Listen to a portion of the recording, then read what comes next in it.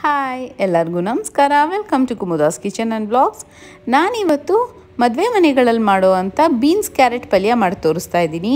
ಬನ್ನಿ ಹಾಗಾದರೆ ಇದನ್ನು ಹೇಗೆ ಮಾಡೋದಂತ ನೋಡೋಣ. ಫಸ್ಟು ನಾನೊಂದು ಪ್ಯಾನ್ಗೆ ಒಂದು 3 ಟೇಬಲ್ ಸ್ಪೂನಷ್ಟು ಎಣ್ಣೆ ಹಾಕ್ಕೊತಾ ಇದ್ದೀನಿ.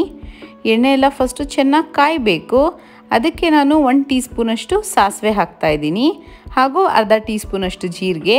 ಇದೆಲ್ಲ ಒಂದು ರೌಂಡ್ ಚಿಟಪಟ ಅಂತಿದ್ದಂಗೆ 2 ಟೀ ಸ್ಪೂನಷ್ಟು ಉದ್ದಿನಬೇಳೆ ಹಾಕ್ಕೊಳ್ಳೋಣ.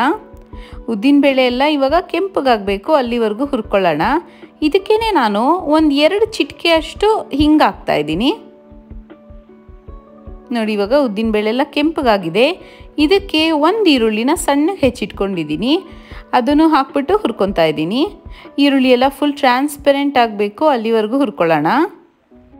ಈರುಳ್ಳಿ ಜೊತೆಗೇ 4 ಒಣಮೆಣ್ಸಿನ್ಕಾಯಿ ಹಾಕ್ಕೊಂಡು ಹುರ್ಕೊತಾ ಇದ್ದೀನಿ. ಒಣಮೆಣ್ಸಿನ್ಕಾಯಿ ಹಾಕೋದ್ರಿಂದ ಒಳ್ಳೆ ಟೇಸ್ಟ್ ಬರುತ್ತೆ. ಒಂದು 2 ಕಡ್ಡಿಯಷ್ಟು ಕರಿಬೇವಿನ ಸೊಪ್ಪು ಹಾಕೋಬೇಕು. 1/4 kg ಹುಳ್ಳಿಕಾಯಿ ತೊಗೊಂಡಿದ್ದೀನಿ. ಚೆನ್ನಾಗಿ ತೊಳೆದುಬಿಟ್ಟು ಸಣ್ಣಗೆ ಹೆಚ್ಚಿಟ್ಕೊಂಡಿದ್ದೀನಿ. ನೀವೇ ನೋಡ್ಬೋದು ಎಷ್ಟು ಸಣ್ಣಗೆ ಹೆಚ್ಚಿಟ್ಟಿದ್ದೀನಿ ಅಂತ. ಇದನ್ನು ಒಂದು ರೌಂಡ್ ಮಿಕ್ಸ್ ಮಾಡಿಕೊಂಡು ಇದಕ್ಕೇ ನಾನು 1/4 kgಯಷ್ಟು ಕ್ಯಾರೆಟ್ನು ಸಣ್ಣಗೆ ಹೆಚ್ಚಿಟ್ಕೊಂಡಿದ್ದೀನಿ, ಅದನ್ನು ಹಾಕ್ಕೊಳ್ಳೋಣ. ಈಗ ತರಕಾರಿಗಳನ್ನೆಲ್ಲ ಒಂದು 5 ನಿಮಿಷ ಚೆನ್ನಾಗಿ ಹುರ್ಕೋಬೇಕು. ಪಾತ್ರೆಯಲ್ಲಿ ಮಾಡ್ತಾ ಇರೋದ್ರಿಂದ ಹುಳ್ಳಿಕಾಯಿ ಕ್ಯಾರೆಟ್ನೆಲ್ಲ ಹುರ್ಕೊಂಡ್ರೆ ಬೇಗ ಬೇಯುತ್ತೆ. ಇದಕ್ಕೆ 6 ಹಸಿಮೆಣ್ಸಿನ್ಕಾಯಿ ಹಾಕೋತಾ ಇದ್ದೀನಿ. ತರಕಾರಿ ಎಲ್ಲ ಹುರಿಬೇಕು, ಹುರಿದಾದ್ಮೇಲೆ ಹಾಕ್ಕೊಳ್ಳಿ. ನೋಡಿ, ಹುಳ್ಳಿಕಾಯಿ ಕ್ಯಾರೆಟ್ ಎರಡೂ ಸಿಹಿ ತರಕಾರಿ ಆಗಿರೋದ್ರಿಂದ ಸ್ವಲ್ಪ ಖಾರ ಜಾಸ್ತಿ ಹಾಕೋದ್ರಿಂದ ಪಲ್ಯ ರುಚಿಯಾಗುತ್ತೆ. ಒಂದು ರೌಂಡ್ ಮಿಕ್ಸ್ ಮಾಡಿಬಿಟ್ಟು ಇದಕ್ಕೆ 1 ಕಪ್ಪಷ್ಟು ನೀರು ಹಾಕ್ತಾ ಇದ್ದೀನಿ.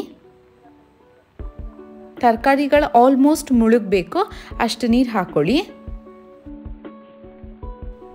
ರುಚಿಗೆ ತಕ್ಕಷ್ಟು ಉಪ್ಪು ಹಾಕೋಣ. ಹಾಕ್ಬಿಟ್ಟು ಮಿಕ್ಸ್ ಮಾಡ್ಕೊಳ್ಳೋಣ.